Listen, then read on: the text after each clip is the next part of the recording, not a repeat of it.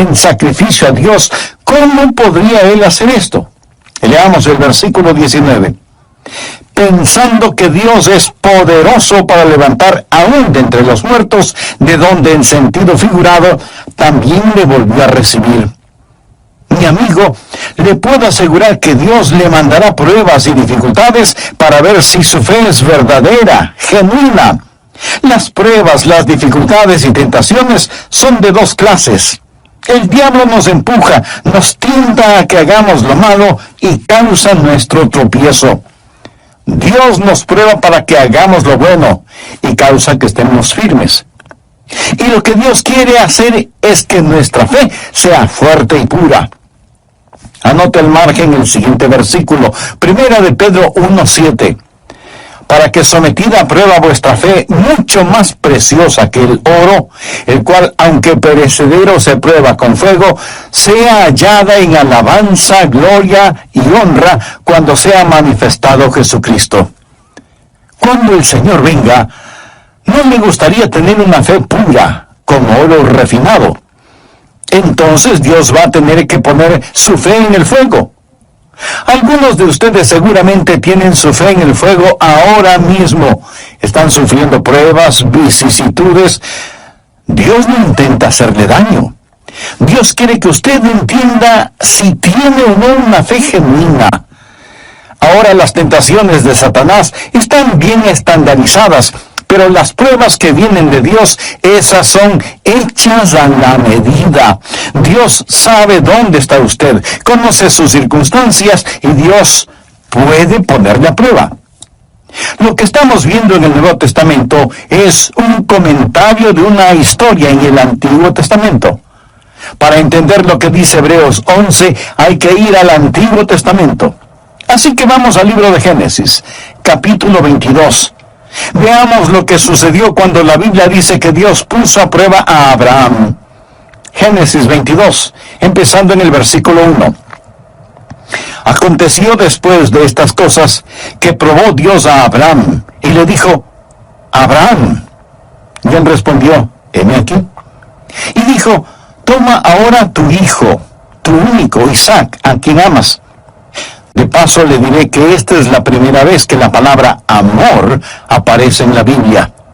Y vete a tierra de Moria, y ofrécelo allí en holocausto sobre uno de los montes que yo te diré.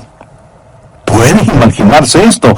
Dios le dijo a Abraham: toma a tu hijo y ofrécelo como un sacrificio. Sigamos leyendo, versículo 3. Y Abraham se levantó muy de mañana y enalbardó su asno, y tomó consigo 2 siervos suyos, y a Isaac su hijo, y cortó leña para el holocausto, y se levantó, y fue al lugar que Dios le dijo. Al tercer día alzó Abraham sus ojos, y vio el lugar de lejos.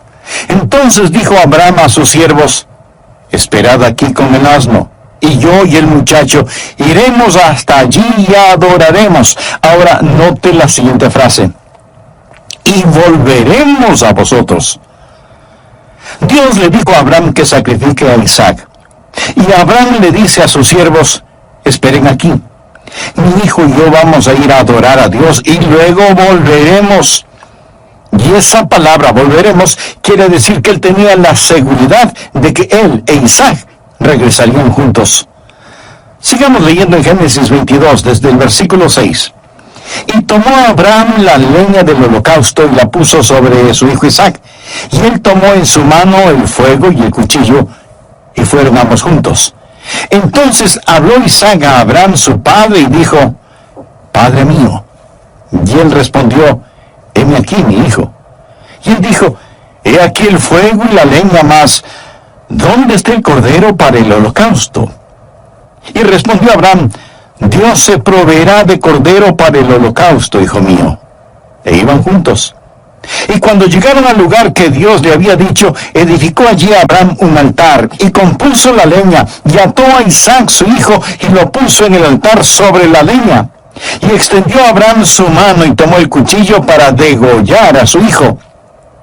Entonces el ángel de Jehová le dio voces desde el cielo, y dijo: Abraham, Abraham. Y él respondió: heme aquí.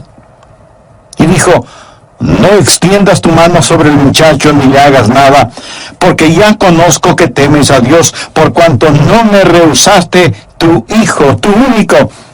Entonces alzó Abraham sus ojos y miró, y he aquí a sus espaldas un carnero trabado en un zarzal por sus cuernos. Y fue Abraham y tomó el carnero y lo ofreció en holocausto en lugar de su hijo. Y llamó a Abraham el nombre de aquel lugar, Jehová proveerá. Por tanto se dice hoy, en el monte de Jehová será provisto.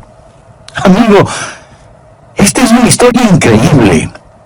Dios nunca antes había ordenado ningún sacrificio humano, y ahora le ordena a Abraham que tome al hijo de la promesa, su amado hijo, y que lo sacrifique. Ahora, los teólogos liberales tratan de explicar este evento negándole realidad. Pero usted no puede decir que cree en la infalible palabra de Dios y negar que esto haya sucedido. Otros que dudan de la soberanía de Dios dicen que Dios no pudo haber hecho esto. Pero escúcheme con atención. Dios es un Dios soberano y Él puede hacer lo que se le antoje. Amén. Él no tiene que pedir permiso ni a usted ni a mí para hacer lo que quiera hacer. La orden fue dada. Toma ahora tu hijo. Recuerde que este hijo, Isaac, tuvo un nacimiento milagroso. Es el hijo de la promesa. Es el hijo amado. Y la Biblia dice que Abraham, sin ningún titubeo, se dirigió hacia el monte Moria. Y Abraham se levantó muy de mañana. Él comenzó a hacer, sin ninguna vacilación, exactamente lo que Dios le había dicho que haga. Usemos nuestra imaginación. Se puede imaginar a Abraham e Isaac la noche anterior sentados frente al fuego. Se puede imaginar lo que Abraham habrá sentido, mirando el rostro de su querido hijo, preguntándose cómo le diría lo que tenía que decirle, cómo explicarle. ¿Qué es lo que dirá Isaac a todo esto? ¿Sería capaz de soportar su mirada? Amigo, póngase por un instante en el lugar de Abraham. Dios va a probar su fe pidiéndole que haga algo que a lo mejor le sorprenda. No que renuncie a las cosas malas y equivocadas, eso debe hacer el creyente en forma diaria, sino que renuncie a las cosas buenas. Sería relativamente fácil si Dios nos pidiera renunciar a las cosas malas, renunciar a la mentira, al robo, a la murmuración y al orgullo, y así demostramos que le amamos. Pero no es eso lo que Dios está pidiendo. Dios le había dado a Abraham una posesión maravillosa, un hijo. Dios le había dado a Abraham un programa, haré de ti una gran nación, y Dios le había dado a Abraham una promesa, lo haré. Pero ahora parece que Dios está pidiéndole a Abraham que le devuelva todo eso. Ahora, hay algunas cosas a las que renunciamos por el Señor. Pero la prueba de fe que está enfrentando Abraham no es lo que él renuncia por el Señor, sino que devuelva las bendiciones que Dios mismo le había prometido y le había dado. Voy a hacerle una pregunta con la que estuve luchando antes de preparar este mensaje. ¿Está usted listo a devolverle a Dios sus bendiciones? Note que no estoy preguntando si está usted listo a renunciar a sus pecados. ¿Está usted listo a devolverle a Dios las bendiciones que le ha dado? Eso es lo que Dios le pidió a Abraham que haga. Hoy quiero dejar 3 preguntas en su corazón para ver si su fe puede pasar la prueba. Primera pregunta.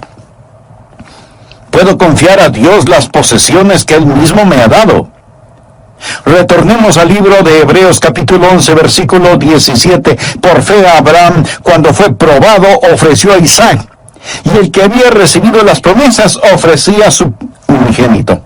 Ahora, la prueba era sobre el regalo que Dios le dio a Abraham. ¿Por qué esa prueba? Podría haber sido que Abraham estaba amando más a Isaac de lo que amaba a Dios. ¿Sería acaso que estaba amando más al regalo que al dador del regalo? Podría haber sido que Dios ahora ocupaba el segundo lugar. Los ángeles dijeron que la prueba era para saber si eso era verdad o no. Amigo, déjeme decirle algo acerca de Dios. Dios nunca, escúcheme bien, Dios nunca aceptará el segundo lugar en su vida detrás de alguien más o de algo más. Muchos de nosotros queremos darle a Dios un lugar en nuestras vidas. Y quiero decir muy enfáticamente que Dios no quiere un lugar en su vida. Y usted dice, entonces le daré la prominencia en mi vida. Amigo, Dios no quiere prominencia en su vida. Dios desea, se merece y demanda preeminencia en su vida. Él jamás será un Dios a medio tiempo compartiendo el trono con alguien más. Y si bien es cierto que muchos de nosotros queremos tener a Dios en nuestras vidas, ¿cuántos de nosotros decimos, Señor, te amo en forma suprema? Debemos tener cuidado de que nuestras bendiciones no se tornen maldiciones. Anote al margen el siguiente versículo, Malaquías 2:2. Si no oyereis, y si no decidís de corazón dar gloria a mi nombre, ha dicho Jehová de los ejércitos, enviaré maldición sobre vosotros. Ahora ponga mucha atención a lo que sigue. Y aún las he maldecido porque no os habéis decidido de corazón. ¿Se da cuenta? Maldeciré tus bendiciones. Las bendiciones pueden tornarse maldiciones porque, como lo dice el Señor, no os habéis decidido de corazón. Me permite decirle qué hay de malo en la actualidad en nuestra nación bendecida por Dios. Dios ha empezado a maldecir nuestras bendiciones. Nosotros hemos sido bendecidos como ninguna otra nación sobre la faz de la tierra y sin embargo estamos escupiendo en la cara de Dios. Más vilezas, más inmoralidad, más asesinatos de los que no nacen, más desprecio por Dios, más arrogancia caminando sobre la tierra. Hemos puesto a Dios a un lado y nos hemos concentrado en vanagloriarnos con nuestras bendiciones. Mi país ha sido sumamente bendecido, pero temo que Dios comenzará a cambiar nuestras bendiciones en maldiciones a menos que retornemos hacia el todopoderoso Dios. ¿Eso no le asusta a usted? Pues a mí sí. Dios no aceptará el segundo lugar detrás de alguien o de algo. Abraham no hizo nada de malo al amar a su hijo. Yo amo a mis hijos con todo mi corazón. De hecho, nadie puede amar a sus hijos verdaderamente hasta que aprenda a amar a Dios como se debe. Dios no le preguntó a Abraham si es que amaba a su hijo. Él sabía que Abraham amaba a su hijo. Lo que Dios quería saber es si es que Abraham le amaba a él más que a su hijo. Después de la resurrección, Jesús le preguntó a Simón Pedro, Simón, hijo de Jonás, ¿me amas más que estos? Algunas personas piensan que Jesús quiso decir, me amas más de lo que los otros discípulos me aman. Yo no creo que es así. Pienso que Jesús está allí, parado en la playa, hablando con Simón, y le pregunta, Simón, ¿me amas más que tus hermanos? ¿Me amas más de lo que amas la pesca, y el barco, y las redes, y esta forma de vida? ¿Me amas más que a todas estas cosas? Porque te digo, Simón, hijo de Jonás, que yo no aceptaré el segundo lugar en tu vida. La prueba de la fe no es primordialmente entre el odio y el amor, sino entre dos amores, aquello que amamos mucho y aquellos que amamos en forma suprema. Esta es la pregunta que me hice a mí mismo antes de poder predicar este mensaje. Adrián, ¿tienes en tu corazón algún amor que es más grande que tu amor por Jesús? Mi amigo, le desafío a que se haga usted la misma pregunta. Ahora, si en su corazón o en su vida usted considera que hay un amor que es más grande que el amor que tiene por Dios, el mensaje de Dios para usted de este pasaje de las Escrituras es, levántate y deposita tu amor en el altar y ofrécelo como sacrificio. Eso es lo que Dios le está diciendo en este momento. Y usted tiene que preguntarse qué podrá hacer. De tiempo en tiempo, yo me hago la misma pregunta. Cuando pienso que a lo mejor mi corazón se está enfriando hacia Dios, o cuando me estoy volviendo descuidado, o superficial, o muy profesional en mi ministerio, busco estar a solas y no hago una lista de mis pecados. Esos son relativamente fáciles de enfrentarlos, pero hago una lista de mis bendiciones, mi vida, mi familia, mi salud, mi amada esposa, mis hijos, mis preciosos nietos, mi conocimiento de la palabra de Dios, mi habilidad para predicar la palabra, el regalo de ser pastor de esta iglesia bautista Bellevue, la casa, la ropa, cualquier plan de retiro y todo esto lo deposito ante Él. Con manos abiertas, Señor, todo es tuyo.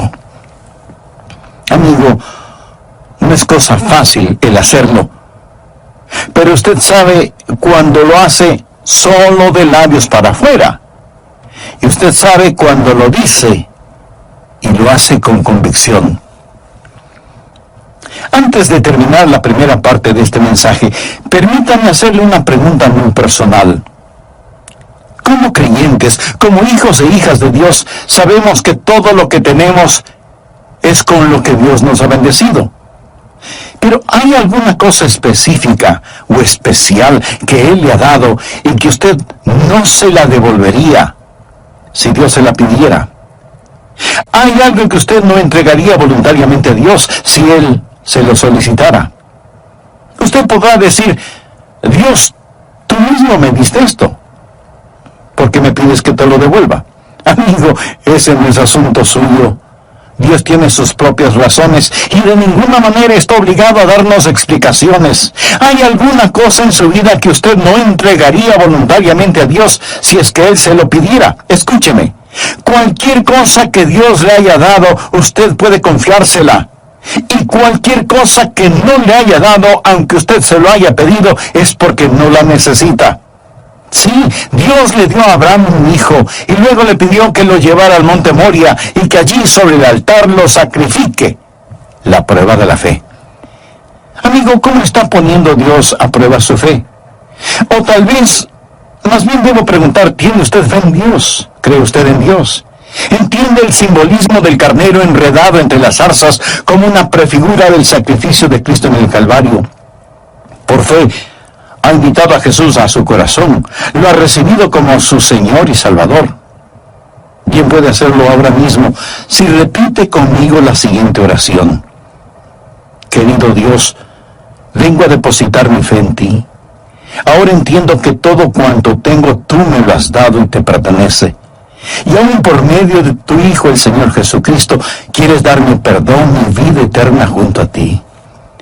Señor Jesús, te recibo como mi Salvador y deseo que seas el Señor de mi vida. Lo pido en tu santo nombre. Amén. Siervo de Dios, Warren Wiersbe. La fe que no puede ser probada, no puede ser confiada. Y eso es absolutamente cierto. Por ejemplo, si usted necesita una intervención quirúrgica, ¿se dejaría operar por un doctor que es un mal cirujano? Probablemente no. ¿O aceptaría viajar en un avión que nunca ha sido probado? Mi amigo, todos los seres humanos queremos tener una fe confiable. Por eso, la fe que no puede ser probada no puede ser confiada. Ahora bien, le puedo asegurar que Dios le mandará pruebas y dificultades para ver si su fe es verdadera, genuina. Las pruebas, dificultades y tentaciones son de dos clases. El diablo nos empuja a que hagamos lo malo y causa así nuestro tropiezo espiritual. Dios nos prueba para que hagamos lo bueno y causa así que estemos firmes en nuestra vida espiritual. Y Dios quiere que nuestra fe sea fuerte y pura. Por favor, anote al margen el siguiente versículo, 1 de Pedro 1:7. Para que sometida a prueba vuestra fe, mucho más preciosa que el oro, el cual, aunque perecedero se prueba con fuego, sea hallada en alabanza, gloria y honra cuando sea manifestado Jesucristo. Cuando el Señor venga, ¿no le gustaría tener una fe pura como oro refinado? entonces Dios va a tener que poner su fe en el fuego. Algunos de ustedes seguramente tienen su fe en el fuego ahora mismo. Están sufriendo pruebas, vicisitudes y hasta tragedias. Escúcheme. Dios no intenta hacerle daño. Más bien, Dios quiere que usted entienda si tiene o no una fe genuina. Y Dios va a probar su fe pidiéndole que haga algo que a lo mejor le sorprenda. No tanto que renuncie a las cosas malas y equivocadas, eso debe hacer el creyente en forma diaria, sino que renuncie a las cosas buenas. Sería relativamente fácil si Dios solo nos pidiera renunciar a la mentira, al robo, a la murmuración y al orgullo, si así demostramos que le amamos. Pero no es eso lo que Dios está pidiendo. Dios le había dado a Abraham una posesión maravillosa, un hijo. Dios le había dado a Abraham un programa, haré de ti una gran nación. Y Dios le había prometido que lo haría, pero ahora parece que Dios está pidiéndole a Abraham que le devuelva todo eso. Ahora, hay algunas cosas a las que renunciamos por el Señor. Pero la prueba de fe que enfrentó Abraham no fue lo que él renunciaba por el Señor, sino que tenía que devolver las bendiciones y promesas que Dios mismo le había dado. ¿Está usted listo a devolverle a Dios sus bendiciones? Eso es lo que Dios le pidió a Abraham que haga. Quiero dejar 3 preguntas en su corazón para ver si su fe puede pasar la prueba. Pregunta número 1. ¿Puedo confiar a Dios las posesiones que Él mismo me ha dado? Leamos Hebreos 11:17. Por fe, Abraham, cuando fue probado, ofreció a Isaac, y el que había recibido las promesas ofrecía su unigénito. Ahora, la prueba era sobre el regalo que Dios le dio a Abraham. ¿Por qué esa prueba? Podría haber sido que Abraham estaba amando más a Isaac de lo que amaba a Dios. ¿Sería acaso que estaba amando más al regalo que al dador del regalo? Podría haber sido que Dios ahora ocupaba un segundo lugar. Amigo, déjeme decirle algo acerca de Dios. Él nunca, escúcheme bien, nunca aceptará el segundo lugar en su vida detrás de alguien más o de algo más. Abraham no hizo nada de malo amando a su hijo. Yo amo a mis hijos con todo mi corazón. De hecho, nadie puede amar a sus hijos verdaderamente hasta que aprenda a amar a Dios como se debe. Y Dios no le preguntó a Abraham si es que amaba a su hijo. Él sabía que Abraham amaba a su hijo. Lo que Dios quería saber es si es que Abraham le amaba a él más que a su hijo. Ahora escúcheme. No es que Dios no sabía que Abraham le amaba, pero la prueba sirvió más bien para que Abraham mismo descubriera cuánto amaba a Dios. La prueba sirvió para consolidar y reafirmar su fe. ¿Hay alguna cosa específica o especial que Él le ha dado y que usted no se lo devolvería si Dios se lo pidiera? ¿Hay algo que usted no entregaría voluntariamente a Dios si Él se lo solicitara? Dios le dio un hijo a Abraham y luego le pidió que lo llevara al monte Moria y que allí sobre el altar lo sacrifique. La prueba de la fe. La pregunta número 2 es, ¿puedo confiar en Dios con el propósito que Él tiene para mí? Hemos hablado de las posesiones que Él nos ha dado. ¿Qué acerca del propósito que Él tiene para nosotros? Leamos nuevamente Hebreos 11, versículos 17 y 18. Por fe, Abraham, cuando fue probado, ofreció a Isaac. Esa era su posesión.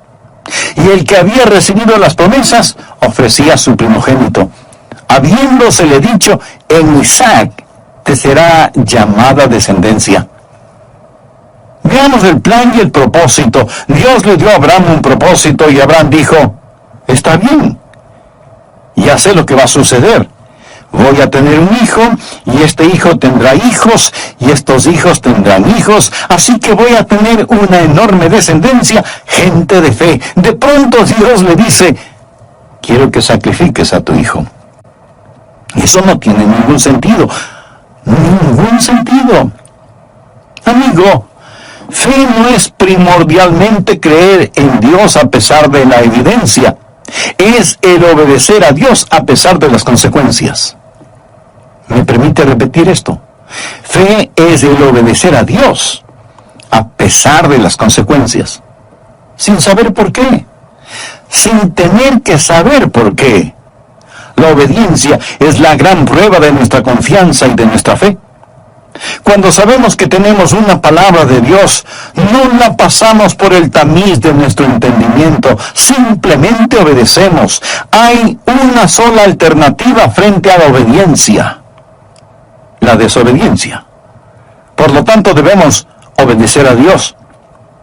Pero déjeme decirle qué clase de obediencia debe ser. Debe ser una obediencia informada. No vaya por allí a hacer alguna clase de sacrificio para demostrarle a Dios cuánto le ama. Sería un terrible error. Esté en armonía con Dios, sintonizado con Dios, escuchando a Dios. Abraham escuchó a Dios. Muchos cristianos se esfuerzan en hacer cosas para Dios que Dios no quiere que las hagan. Y Dios no ha prometido el bendecir actividades que Él no ha ordenado. Debemos escuchar a Dios para poder obedecerle. Debe ser una obediencia informada. Segundo, debe ser una obediencia intencional. Usted dice, bueno, no he sido informado. ¿Puedo hacerle una pregunta? ¿Está usted escuchando? ¿Se reporta a Dios para servicio? La verdadera obediencia no es meramente la ausencia de realizar lo equivocado. Es el activamente buscar la voluntad de Dios para su vida. La ignorancia de la voluntad de Dios no es excusa si es que usted no tiene una obediencia intencional, informada, intencional e inmediata. Dios le dio una orden a Abraham, y en Génesis 22:3 leemos: y Abraham se levantó muy de mañana.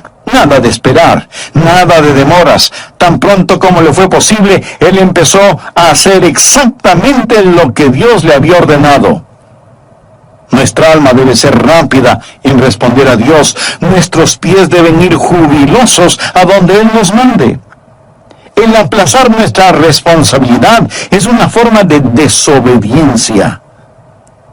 Dios le ha ordenado el decir algo, dar algo, hacer algo, y usted está esperando quién sabe qué, o aplazando lo que debe hacer. No espere. La verdadera obediencia es inmediata. Nosotros no tenemos que razonar por qué, no tenemos que argumentar. Debemos hacer o morir. Alguna vez la prueba vendrá.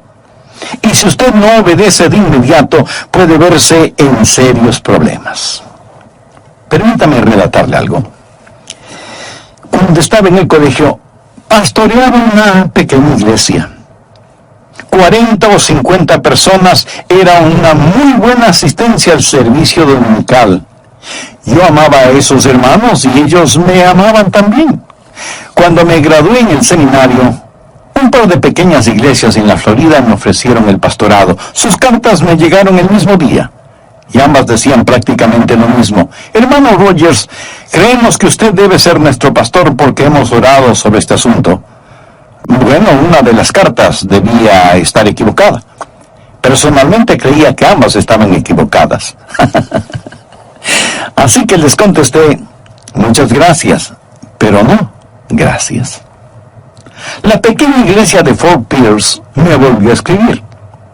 La asistencia dominical en esa iglesita era menos de 100 personas. Y en su carta me dijeron, hermano, creemos que usted es el hombre de Dios para nosotros.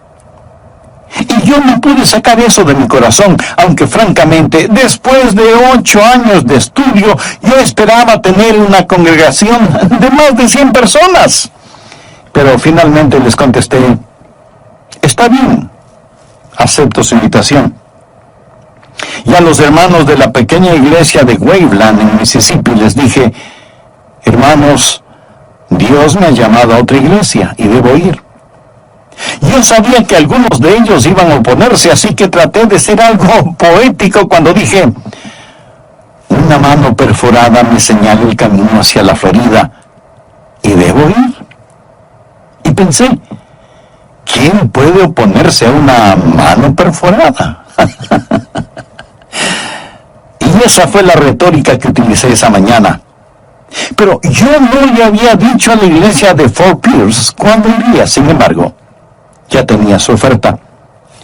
Después del culto dominical, fui a casa y antes de comer recibí una llamada telefónica de uno de los miembros del comité de púlpito de la primera iglesia bautista de una de las grandes ciudades de la Florida. Me dijo: hemos oído acerca de usted y queremos que venga para que sea nuestro pastor.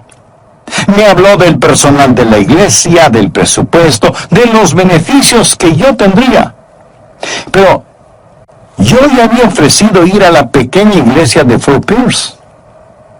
Le digo, si Dios lo hubiera escrito en grandes letras sobre la pared de la iglesia, no hubiera sido tan obvio. Dios me estaba diciendo: Adrián, esta es una prueba. No la eches a perder. Así que le dije al hombre que me llamó: hermano, gracias, pero voy a servir en tal y tal iglesia. Dios me ha llamado a ese lugar y debo ir. Y colgué el teléfono. No lo cuento esto para darme yo mismo una palmadita en la espalda, sino para testificar delante de Dios: cuando esas pruebas lleguen, es mejor obedecer a Dios inmediatamente. Si no, usted puede verse en serios problemas. Y quiero decirle que uno de los tiempos más felices de mi vida fue en esa preciosa pequeña iglesia en la Florida, a donde Dios me envió. La obediencia a Dios debe ser una obediencia informada, debe ser una obediencia intencional, debe ser una obediencia inmediata y debe ser además una obediencia apasionada. Sin renuencias, sin vacilaciones, sin malas caras, sin ociosidad. Necesitamos servir a Jesús en esta época en que vivimos con un amor apasionado y consumidor. Estoy seguro que para Abraham fue una verdadera lucha interna, pero gracias a Dios pasó la prueba. Pregunta número 3. ¿Puedo confiar en Dios no solo con las posesiones y el programa que Él me ha dado, pero puedo confiar en las promesas que Él me ha hecho? Recuerda lo que dice Hebreos 11, la porción que estamos estudiando. Por fe Abraham, cuando fue probado, ofreció a Isaac, y el que había recibido las promesas ofrecía a su primogénito. Esta es la antítesis de la promesa que dice que en ese hijo sería bendecido. Habiéndose dicho: en Isaac te será llamada descendencia. ¿Cómo reconciliar esta aparente contradicción? Ponga atención al siguiente versículo. Pensando que Dios es poderoso para levantar aún de entre los muertos, de donde en sentido figurado también le volvió a recibir. Abraham ya había aprendido que Dios es el Dios de los imposibles. Le había dado un hijo cuando tenía 100 años de edad. Se imagina a Abraham saliendo de la carpa en donde su esposa había dado a luz, caminando temblorosamente apoyado en un bastón y diciendo emocionado: ¡es un varón! ¡Es un varón! Abraham 100 años de edad, su esposa Sara 90 años de edad y su vientre totalmente estéril. Ellos supieron muy bien que Dios es un Dios de milagros y su fe fue firme para creer a Dios. Abraham no sabía lo que Dios iba a hacer, sencillamente sabía que lo haría y Dios lo hizo. Dios no permitió que Abraham sacrificara a Isaac. ¿Por qué? Escúcheme. No era a Isaac que Dios quería a Abraham. Y le dijo: ahora sé que me amas más de lo que amas cualquier otra cosa. ¿Cuál es el corazón, el núcleo de este mensaje? Ponga atención. Si lo ama, déjelo ir. Si es que es suyo, lo tendrá de regreso. Y si no lo es, usted será librado de un destino peor que la muerte, si es que se aferra a algo que será un impedimento para su vida espiritual. Jesús dijo: porque todo el que quiera salvar su vida la perderá, y todo el que pierda su vida por causa de mí y del Evangelio, la salvará. Dios está diciendo, pierde tu vida por mí y la encontrarás. Hebreos 11:19 declara, pensando que Dios es poderoso para levantar aún de entre los muertos. Aquí la palabra pensando literalmente significa considerando, conlleva la idea de cálculo. Es la palabra griega de donde tenemos las palabras logística y lógico. Abraham está considerando la situación y dice, Señor, tú me diste este hijo, te lo puedo confiar. Dios, tú tienes un propósito, puedo confiar en ti. Tú me hiciste una promesa y sé que mantendrás tu palabra porque tú no mientes. No tengo que entenderlo, no tengo que filtrarlo por el tamiz de mi conocimiento. ¿Y sabe qué? Dios le devolvió su hijo. Y Abraham llamó ese lugar Jehová Jireh, o sea, Dios proveerá. Allí había un carnero que tomaría el lugar de Isaac. No estuvo ni antes ni después de ser necesario, porque Dios siempre está a tiempo. ¿Cuál es la pregunta que me hice a mí mismo al preparar y predicar este mensaje? Me pregunté, Adrián, ¿hay alguna cosa buena y especial que tú no estarías dispuesto a entregarla? De paso le diré que no estoy hablando de cosas negativas, estoy hablando de bendiciones. Podría ser sus finanzas, su salud, sus hijos o nietos. ¿Hay alguna obediencia que usted no está dispuesto a cumplir, aunque sabe que eso es contradictorio a lo que usted piensa es la voluntad de Dios para su vida? ¿Hay alguna promesa que no puede confiar a Dios, aunque eso no tenga ningún sentido? Recuerden, no vivimos de explicaciones, vivimos de promesas. Seguramente no le gustó este mensaje. A mí tampoco. ¿Sabe por qué? Porque no nos gusta esta clase de pruebas. Pero la fe que no puede ser probada no puede ser confiada. Dios quiere que usted sea fuerte en la fe, pero sin fe es imposible agradar a Dios. ¿Sabe lo que la Biblia dice acerca de Abraham? Abraham, vuestro padre, se gozó de que había de ver mi día y lo vio y se gozó. Él vio la venida del Mesías. Y el Mesías en el cual Abraham confió es el mismo que deseo que usted confíe. Es el único que puede salvarle. Le prometo con la autoridad de la palabra de Dios que Él le perdonará sus pecados, entrará en su corazón y su vida y los inundará con su paz, su presencia y poder en forma sobrenatural. Y cuando usted muera o Él regrese otra vez, lo llevará a su hogar en el cielo. Ahora pudiera ser que usted ya es una persona religiosa, moral.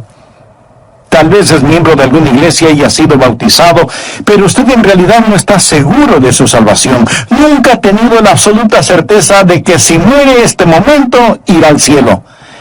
Bueno, este es el instante de tener esa seguridad. Le invito a que ore conmigo de la siguiente manera, en forma silenciosa, pero ferviente. Querido Dios, soy un pecador. Estoy perdido. Necesito salvación. Necesito perdón. Señor Jesús, tú moriste para salvarme y prometiste que me salvarías si confiaba en ti.